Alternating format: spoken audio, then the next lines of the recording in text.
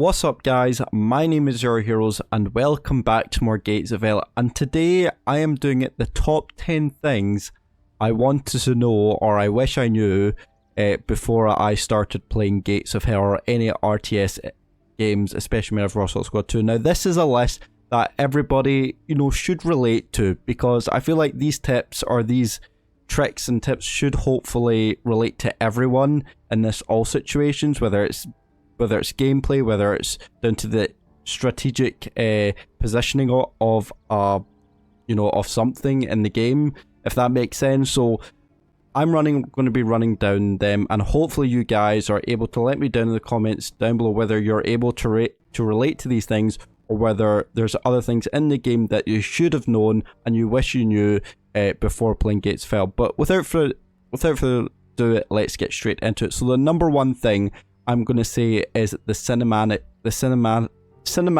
view. Jeez, I can't say that right. Now, the cinematic view is actually probably one of the best things ever to come in this game. Now, I wish I kind of properly knew how to do it, because I struggled for a very long time to understand how this actually worked. But basically, all you need to do is press Control, Alt, Shift, and D. And that was not the button I pressed. I pressed Control Shift A. Whoopsie, that was a really messed up part there. So it's Control Alt Shift and D. What that does, that allows you to get rid of the HUD and gives you a really nice cinematic view. But also, you're allowed to do this. This also works when you're taking in first person, or taking control of a tank. As you can see, there's no HUD, and it's actually quite cool to see if you want to get a really cool kind of thumbnail or a good shot of the game. So that is number one on the list of things, I wish I kind of knew before I started playing Gates of Hell. Okay guys, so the second thing on the list that I kind of wish I knew or I should have known is the Recon Unit. Now, the Recon Unit is probably one of the most underrated unit in the games, and the reason is because that, as you can see, we have some regular units here that they are the armored riflemen, so they're not that great. And as you can see, the range on these guys is not that great. As you can see, it's just about this line here. But when you get the Jeep or the Recon Unit, which I'll show you now, as you can see, this extra line here actually gives a good amount of view, which I think is roughly about 20 to 25% extra view range you get with that. Roughly, I'm going to say, I'm not good at math, but roughly it's about 20-25% extra view range you can see. So I'll show you kind of roughly a line of where it goes. But as you can see, the Recon Unit is probably one of the most underrated, but also the most important unit in the squad, and also probably would actually change the tide of the battle when it comes to the very start of the battle, if that makes sense. So that is the Recon Unit. Okay, so the third thing that I kind of wish I knew, or I should have kind of forget about, is the commander or the captain or the officer, whatever you want to call it. So the value of this commander is actually very much, again, kind of underrated, kind of like the Recon Unit, but it actually is very vital, because it very much relates to, and what I didn't know, I just thought the captain or something maybe got some extra hit points or some maybe health, but it actually is very useful for capturing points. So as you can see, I'm going to put a soldier in here, and each soldier is about one point. If I don't know if not 1 point, but it's like one. You can see it's 1.0 towards capturing the point. And if you add another soldier, it goes up another point. So now you have 2 points or 2 soldiers in, which means it goes up by every 2. As you can see, it goes up by 2 or per soldier that you put in. But when you add the commander in, as you can see now, the commander really helps to progress the capture of the flag of the point very, very quickly. And the reason you'll see in a second is because of this. Have a look. Is that you can see once the commander or captain's in, he gives you a 10.0 capture point advantage, which helps to quicker capture the point. And as you can see, it's already down over to the second bar, and it goes very quickly now. Something I would recommend is I would hide your commander in a bunker, so that means he's safe, and I would get your men to protect him kind of on the outsides here. So that what that means, that it'll make it more difficult for the enemy to actually try and find tactics on way to try and kill your captain. so he doesn't die, so he kills him. And as you can see, I've basically almost just captured this point, but I don't want to capture it. But what that means, once you have a defense, it changes the enemy's tactics and view of how to capture this point, as your main objective this basically was just trying to protect the captain. So that is very useful, and again, another very much underrated unit in this game. Alright guys, so the fourth thing, sorry, I should say, is all about shift micromanage. So what this means is that when it comes to battlefields, unless you've got a couple men down and you've got your medic, what you can do is, once you see this plus button, you can hold down shift, and once the medic once you click on it, sorry, you can now heal multiple men at once just by clicking the micro shift button. And what you do is, once you see that button, you press shift and then you right click over the different bodies, so that means you're able to heal it in unison. And as you can see now, the medic is now going to all the bodies that I said in that order. So that's how you micro manage the units here.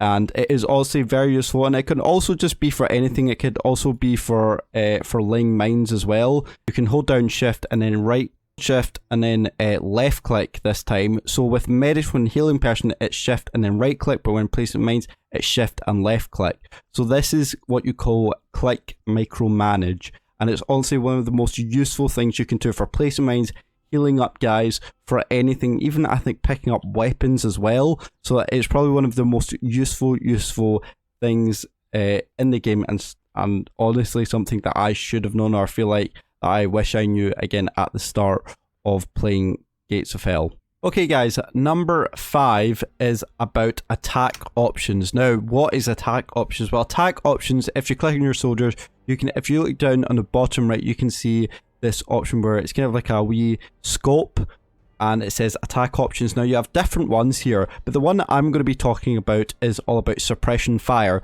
So suppression fire is kind of, says it in the name, you suppress a target. So if you're here, if you've got a bunch of men here, kind of up in the trenches here, and you want to suppress a bunch of enemies coming down this line here, you need to press suppress, and a wee red dot will come on, and then you press this button, and as you can see, that the enemy will start firing in that area that you've told them to suppress it down. So they'll keep firing, and as you can see, you've got them keep firing until I tell them to stop. And once I tell them to stop, and you'll see the kind of like this button where you just tell them to stop, or if you highlight over them again, or they'll just keep shooting. I don't mind. They'll just keep shooting until they probably run out of ammo. So that is all about suppression fire. As you can see, they'll just keep going and keep going.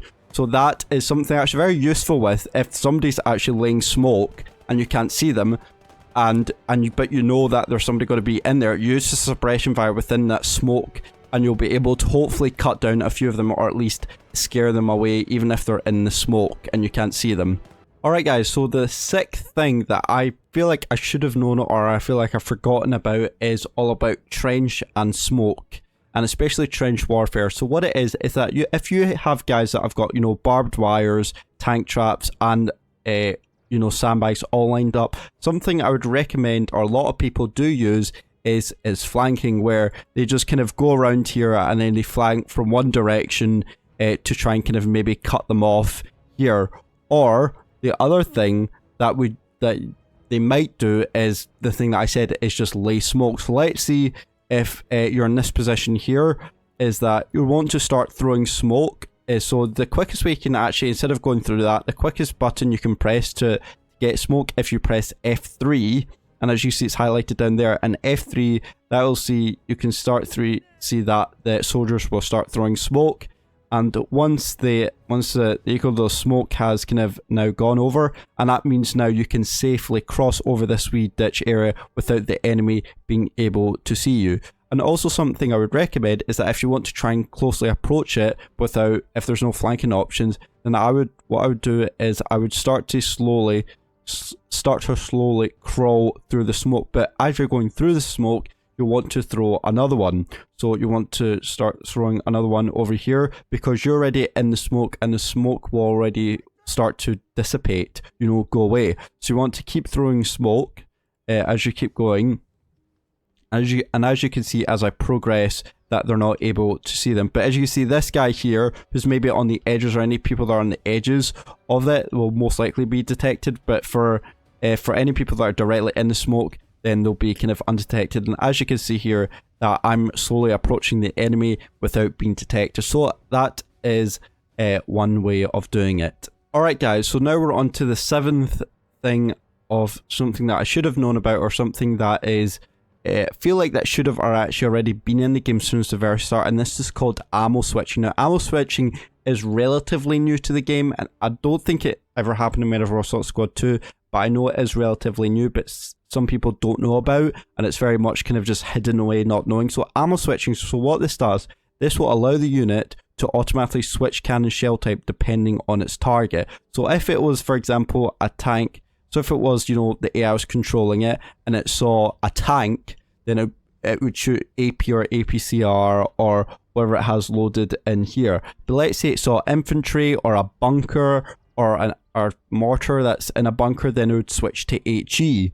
So therefore, the AI is able to switch its ammo depending on the target. But if you press this button here, that means that ammo switching is locked, and what that means is that a unit is locked to current cannon shell type until unlocked or out of current type of ammo, which makes sense. So let's say, you know, you're only facing tanks and you don't want the tank to fire HE. So what you would do is you'd press this, you go down to the middle, you can see this kind of shell with a lock button. So this means now that the tank will only fire AP shells if you want to, or if there's a bunch of infantry and you want to only fire HE, then you select the shell type and then press the switching lock, the ammo switching lock, and that locks in the HE, so the AI won't switch back to that AP shell or APCR shell. So that is ammo switching. Alright guys, so now we're on to the second land thing, which is all about the exam button. So the exam button, as you can see, is at the bottom right hand corner, just at the top where it says examine. Or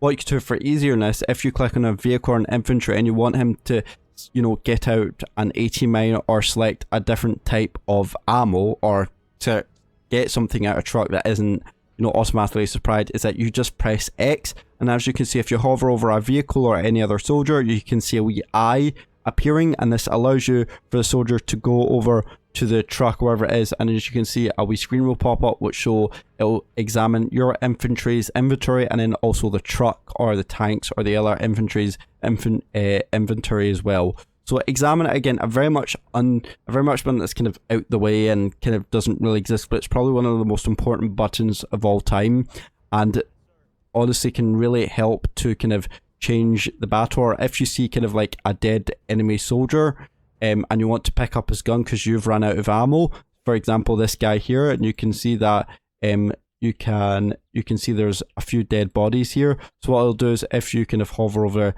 the dead bodies and you press X, and as you can see, you can actually go over and examine the dead soldier's body to capture their gun, their grenades, bandages, and whatever it is. So it kind of, the examine button actually kind of works for mostly everything, and whether it's trucks or anything else. So as you can see, he will go over to this body, and as you can see, he's able to examine the body. He's able to carry their, you know, their bandages, their ammo, their grenades, whatever it is. So there you go. Yeah, so that is examine. Alright guys, so the 8th thing now, we're coming down to kind of the last 3, is different firing modes. Now different firing modes is actually quite common, and it actually did have in Medieval Assault Squad 2 and Call to Arms, but again I feel like it was very much kind of nobody used it, because, you know, 90%, 100% of the time you were just shooting targets, so you didn't ever need the firing at will button or the whatever it is. So but this is very much, you definitely need this in Call to Arms, you know, the more modern version, because some of the missions are stealth missions. So in that case, you would, if you're doing a stealth mission, what you'd do is you'd click on a tank or an infantry, and as you can see, this is on firing mode, and this is fire at will. So click this button to switch between firing modes: hold fire, return fire, and fire at will. So fire at will is, as it says, you know, the tank or the infantry fires at anything it sees, any enemy it sees. The next one is your hold fire, as again, it's kind of simple as it says. You hold your fire, so you don't let the tank or the infantry shoot at anything, even if it's like 2 seconds, even if it's like maybe 50 yards in front, then maybe you'd switch on it. But as you see, there's kind of like a wee red dot, a wee red circle with an X through it, which shows that it is hold fire and it will only shoot unless, you know, you take direct control. But at all times, the tank or the infantry will not shoot at all. And then the last one is your return fire. So your return fire basically means is that the AI will shoot at the enemy if the enemy shoots back first. It's not an automatic if your allies or if your tank or infantry sees the enemy straight away, then it'll shoot it. That's more of just fire at will. But return fire will mean that if your allies or whoever it is sees the enemy, it will not shoot until the enemy is shot, therefore being return fire. And that means what it is, as I've explained. Hopefully, if that makes sense. There we go. So moving on to the second last one. Alright guys, moving on to the last thing, the 10th thing that I feel like a lot of people should already know about in this game, but also is kind of like forgotten, because most of the time that you will need to use tactically third person. But this is all about first versus third person. Now, which one do I prefer? 90% of the time I am using third person, as in for when I'm controlling a single soldier or a unit, and that is because 90 or nearly 90% of the time that you're going to have to look around your surroundings and work out where you want to go on the map, how you're going to approach the capture point, or how you're going to defend it, and 90% of the time you will use third person. But for the odd occasions I will use first person, especially if it's a sniper, because a sniper, believe it or not, is probably again one of the best examples to use for first person. And as you can see here, if I go into third person, he is, you know, it'll aim out a wee bit, but you know, it's not great, and it'll have that wee black bar zooming in all the way. You know, I'll just kind of shoot the wall or something like that. As you can see, it's not accurate, but if you zoom in, as you can see, then there we go, I'm able to get a full accurate zoom. And by the way, it's just using your scroll wheel to zoom in and out, you can see I get now a very good accurate shot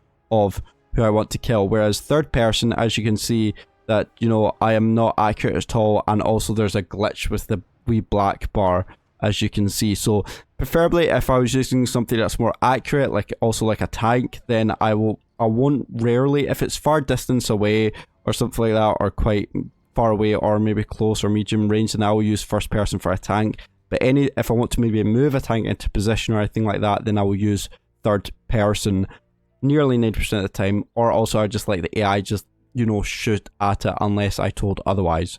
So there you go guys, that was my top 10 list of things that, you know, I've kind of been forgotten about, but also, you know, things I kind of wish I knew at the very start of when playing Gatesfell. So I hope you guys did enjoy today's video. If you did, leave a like. If you didn't, then leave a dislike. But other than that guys, thank you so much for watching and our support, and I will see you in the next video. See you later and goodbye.